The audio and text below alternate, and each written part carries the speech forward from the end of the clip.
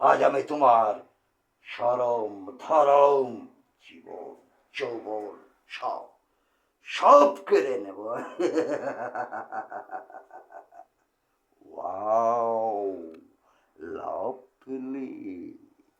হ্যাঁ হ্যাঁ হ্যাঁ, আজ আমি তোমার শরমের পাপড়িগুলোকে একটা একটা করে ছিঁড়ে ফেলবো।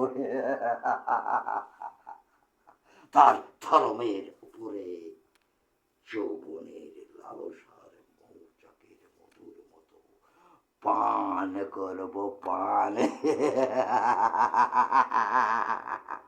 তারপর তোমার জীবনটাকে আমি ক্ষত বিখ্যাত করে দেব।